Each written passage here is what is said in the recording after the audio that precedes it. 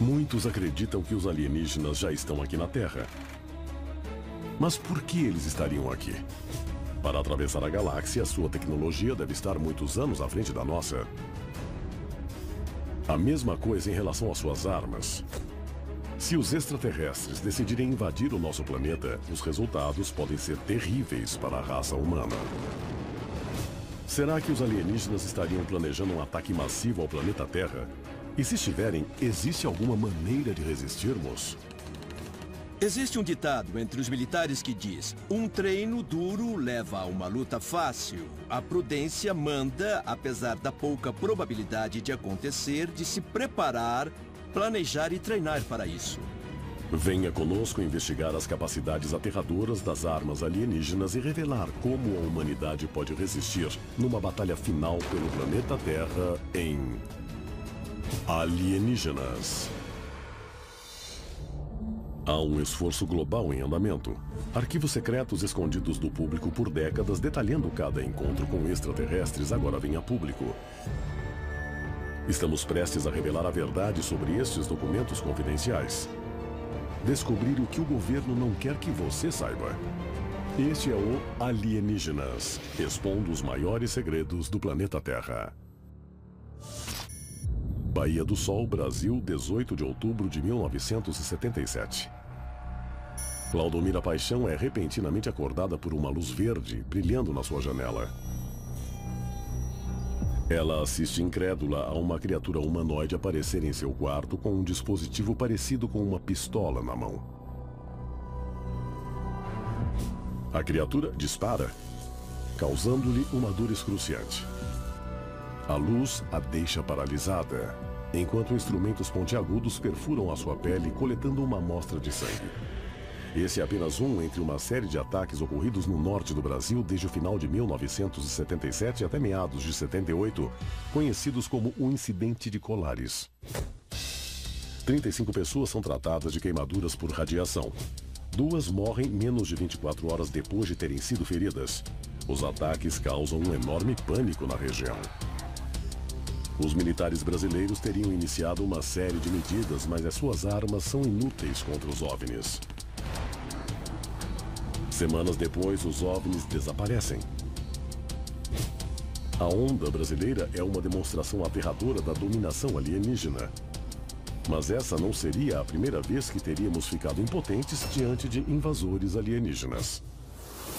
Arquivo confidencial. A Batalha de Los Angeles. Los Angeles, Califórnia, 24 de fevereiro de 1942.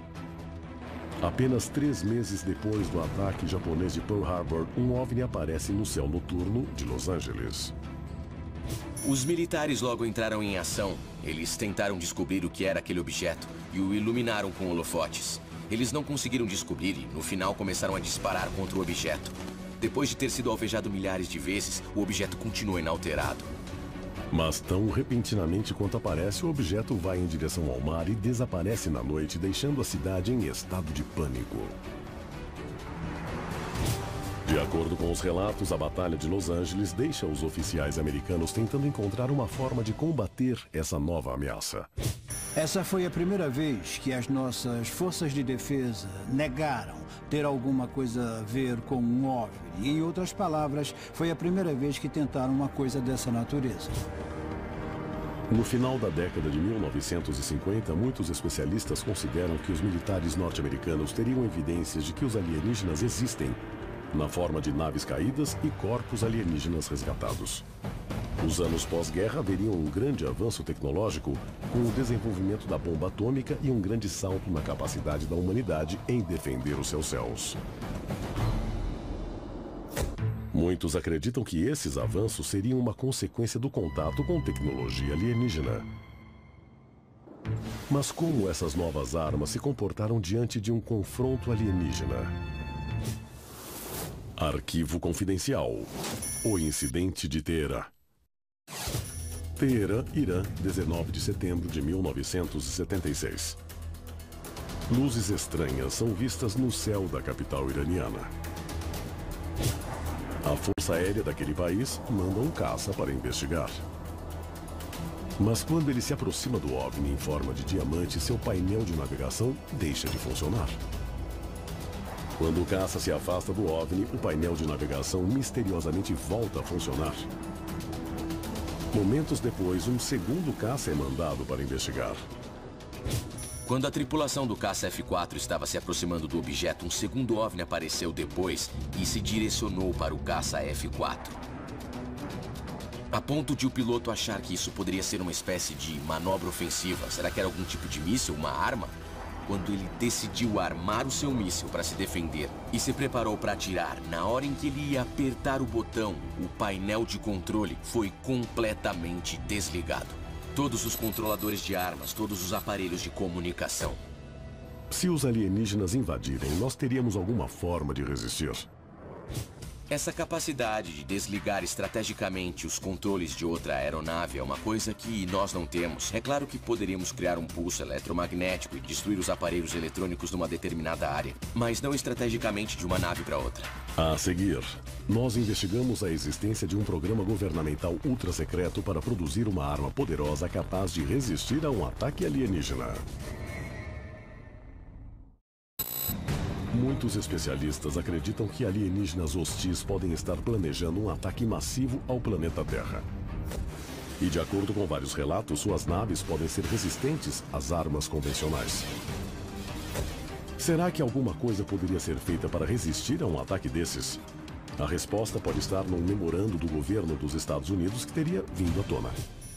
Quantico, Virgínia, abril de 2011.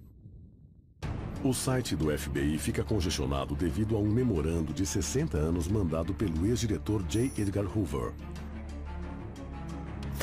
Ele é escrito por Guy Hotel, um ex-agente do FBI responsável pelo escritório de Washington. Escrito em 1950, ele fala sobre o relato de uma testemunha ocular de 1947 que muitos acreditam que possa ter mudado o curso da história humana. A recuperação de discos voadores que teriam caído no deserto do Novo México. No memorando, Hotel diz: eles foram descritos como sendo circulares, com centros elevados de aproximadamente 15 metros de diâmetro. Cada um estava ocupado por 3 corpos humanoides com menos de 1 metro de altura, vestidos com um tecido metálico de textura fina. Arquivo confidencial. O incidente de Roswell. 8 de julho de 1947, o Exército e a Força Aérea anunciaram que um disco voador foi encontrado e que agora ele se encontra em posse do Exército. O anúncio é uma bomba. Os Estados Unidos teriam recuperado uma nave espacial. A história logo se torna notícia internacional. Mas diante de tanta atenção da mídia, os militares recuam e tentam desviar a atenção do mundo. Pouco depois dos militares dizerem que tinham capturado um disco voador, eles desmentiram totalmente a sua história e disseram que teria sido um balão meteorológico. O incidente de Roswell continua a intrigar os ufólogos até hoje. Mas uma questão costuma ser deixada de lado. O que teria causado o acidente, afinal? A resposta pode estar no memorando de Hotel e também trazer a chave para a nossa sobrevivência. O memorando de Guy Hotel diz: os discos foram encontrados no Novo México devido ao fato de que o governo tem um radar poderoso na área. E acredita-se que o radar teria interferido com o mecanismo de controle das espaçonaves. Seria isso possível? Será que radares poderiam derrubar um OVNI? O radar funciona mandando ondas para um objeto e as ondas voltam. É assim que se sabe a forma de um objeto, para onde ele está indo, a sua altura. Os radares usam ondas de rádio e campos eletromagnéticos para calcular a posição de uma aeronave no céu. Hoje em dia é uma tecnologia comum, mas na década de 1940 os radares estavam nos primórdios.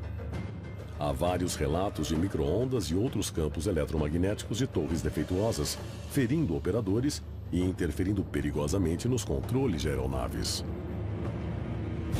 Muitos especialistas agora acreditam que a queda de Roswell pode ter sido causada pelo mau funcionamento de um campo eletromagnético ultra-secreto de um radar da Força Aérea. Nas décadas a seguir, alguns estão convencidos de que existe uma pesquisa ultra-secreta do governo e os programas de desenvolvimento para produzir um pulso eletromagnético ou armas eletromagnéticas para se combater uma invasão alienígena. Mas mesmo que sejamos capazes de derrubar um OVNI com armas de alta tecnologia, não existe nenhuma garantia de que não haja sobreviventes prontos a lutar até a morte. Que novos perigos eles poderiam trazer? E será que teríamos meios de resistir? A seguir, nós investigamos a terrível possibilidade de um combate mortal com criaturas de outro mundo. Os alienígenas podem estar preparando uma invasão ao planeta Terra. De acordo com alguns especialistas, estamos desenvolvendo armas ultra-secretas para combater as suas espaçonaves. Mas se eles conseguirem trazer tropas, será que o planeta Terra poderia enfrentar um exército alienígena? Varginha, Brasil, 20 de janeiro de 1996. 3 mulheres veem uma pequena figura cambaleando pelas ruas no início da manhã. Mas observando-se de perto, ela não parece humana. As mulheres fogem apavoradas, mas não antes de darem uma boa olhada na criatura. Elas a descrevem como tendo 1,5 m, pele marrom, cabeça grande e olhos vermelhos. 2 dias depois, uma criatura parecida é descoberta morta nas ruas e rapidamente é recolhida por forças de segurança brasileiras. Nas 3 semanas seguintes, eles teriam capturado mais 7 criaturas similares. Os oficiais de segurança teriam encontrado um desses seres e ele estaria ferido. Então eles levaram a criatura para o hospital onde teria morrido. Os incidentes recebem cobertura internacional. Os especialistas acreditam que um OVNI teria caído nas imediações e os alienígenas fugitivos seriam membros sobreviventes da tripulação. Mas em 2013, o ufólogo brasileiro A.J. Guevar fala sobre um incidente numa conferência em Washington, levando os especialistas a especularem que talvez as criaturas não sejam o que parecem.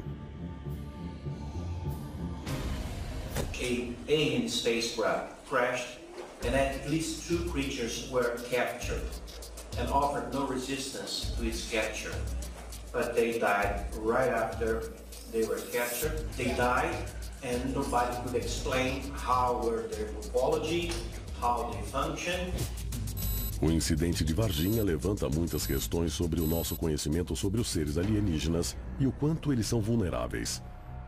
Será que eles teriam morrido devido a complicações da queda do OVNI ou por não conseguir respirar na nossa atmosfera?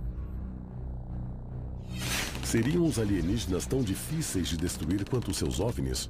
Ou eles teriam uma fraqueza que poderia ser explorada no caso de uma invasão ao planeta Terra?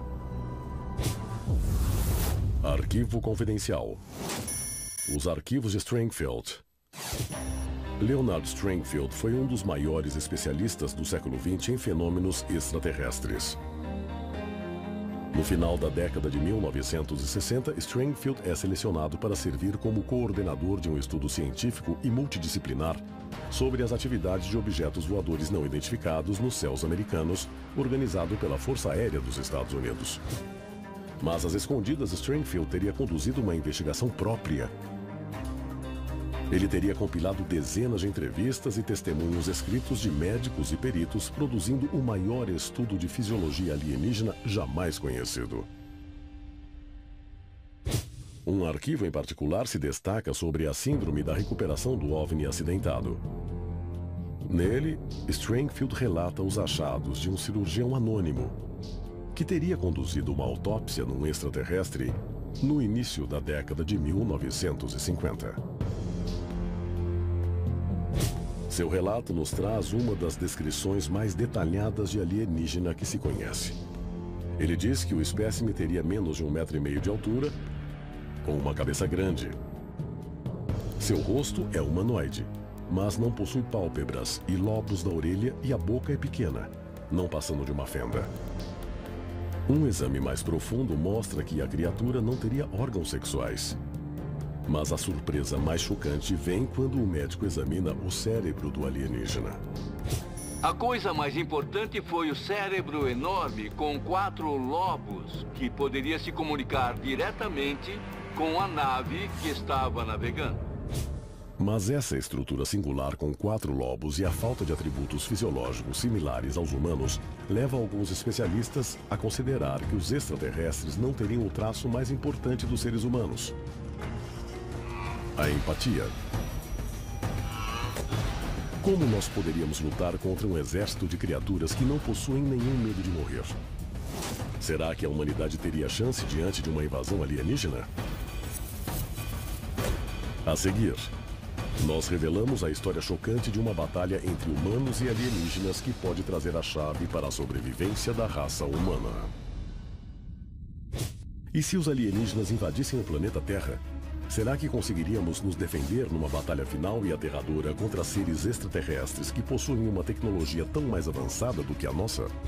Deveria haver um plano emergencial para contato alienígena e para uma invasão alienígena.